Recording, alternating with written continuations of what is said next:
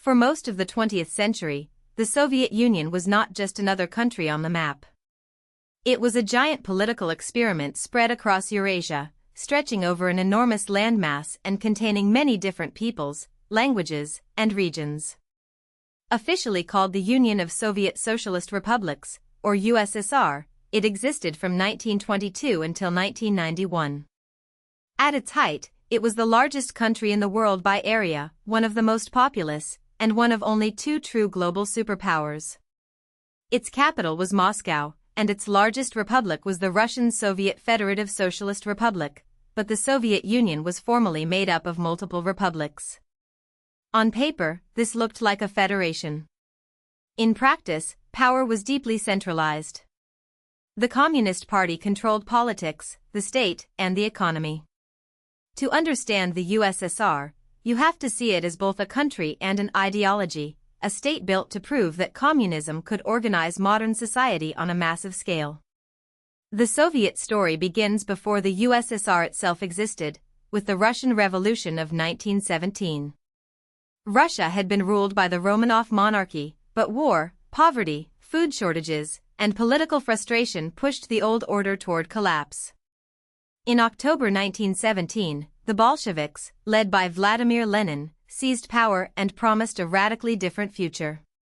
They wanted to replace capitalism and monarchy with a state run in the name of workers and peasants. The new Bolshevik government created the Russian Soviet Federative Socialist Republic, the first constitutionally communist state in history. But victory was not immediate. Russia fell into a brutal civil war between the Bolshevik Red Army and several anti-Bolshevik forces known broadly as the Whites. The Bolsheviks eventually won, but the victory came at enormous cost. Out of this chaos, the Soviet Union was formally created in 1922, combining Russia with other Soviet republics under one revolutionary state. Lenin died in 1924, and his death opened a struggle over who would shape the future of the Soviet project. The winner was Joseph Stalin, a leader who gradually concentrated power in his own hands. Stalin's rule transformed the Soviet Union with astonishing speed and terrifying force. He launched rapid industrialization, pushing the country to build factories, heavy industry, railways, and military capacity. The goal was to turn a largely agrarian society into an industrial power capable of surviving in a hostile world. At the same time, Stalin imposed forced collectivization on agriculture, taking land and production away from individual peasants and reorganizing them into collective farms.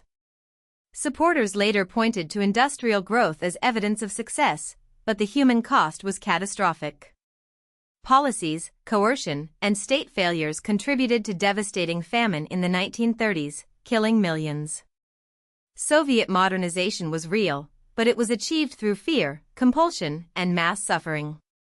The Soviet Union under Stalin was not only an economic project. It was also a system of political control. The Communist Party allowed no meaningful opposition, and Stalin treated suspected enemies as threats to the entire revolution. The forced labor camp network known as the Gulag expanded dramatically, holding prisoners who were used in construction, mining, logging, and other harsh labor. In the late 1930s, Stalin launched the Great Purge, a campaign aimed at eliminating real and imagined opponents inside the party, the military, and society. Public show trials in Moscow presented confessions that were often forced or staged. Officials, intellectuals, officers, and ordinary citizens were deported, imprisoned, or executed. This terror reshaped the Soviet state. It made Stalin's authority almost absolute, but it also weakened institutions and spread fear through daily life. The Soviet Union became a place where loyalty was demanded, suspicion was constant, and survival often depended on silence. In 1939, the Soviet Union shocked many observers by signing a non-aggression pact with Nazi Germany. Stalin had failed to secure a strong anti-Nazi coalition with European powers, and the pact bought time while also dividing influence in Eastern Europe. But the agreement did not last. In 1941, Nazi Germany invaded the Soviet Union in Operation Barbarossa, the largest land invasion in history. The Eastern Front became the most brutal theater of World War II. Soviet cities were besieged, villages destroyed, and entire populations mobilized for survival. The Red Army suffered enormous losses, but it also absorbed and reversed the German advance. Battles such as Stalingrad became turning points not just for the Soviet Union, but for the war as a whole. The USSR played a decisive role in defeating Nazi Germany, but the price was staggering. Around 27 million Soviet citizens died, more than any other country in the war.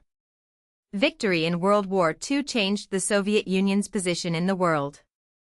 The Red Army had pushed deep into Central and Eastern Europe, and after the war, Moscow consolidated influence over the territories it occupied. Countries such as Poland, Hungary, East Germany, Czechoslovakia, Romania, and Bulgaria became part of a Soviet-dominated Eastern Bloc. They were officially independent, but their governments were closely aligned with Moscow and often dependent on Soviet power. At home, the Soviet Union rebuilt from immense wartime destruction and continued rapid economic development, especially in heavy industry and defense. Internationally, it emerged as one of the two great powers of the post-war world. The United States had wealth, global reach, and nuclear weapons. The Soviet Union had military depth, ideological influence, and control over Eastern Europe. The wartime alliance quickly gave way to suspicion, rivalry, and the beginning of the Cold War. The Cold War was not a normal war between two armies meeting on a battlefield. It was a long global rivalry between political systems, military alliances, economies, and visions of the future. The United States led the Western Bloc, and NATO was formed in 1949 as a military alliance against possible Soviet expansion. In response, the Soviet-led Eastern Bloc created the Warsaw Pact in 1955. The two sides built massive armed forces and nuclear arsenals, but direct war between them was avoided because the consequences could have been civilization-ending. Instead, they competed through proxy wars, espionage, propaganda, technology, diplomacy, and influence across the global South. The Soviet Union presented itself as the champion of anti-capitalism, anti-imperialism, and socialist development. For newly independent countries in Asia, Africa, and Latin America, Soviet support could be attractive. But Soviet influence also came with political expectations, strategic pressure, and ideological demands.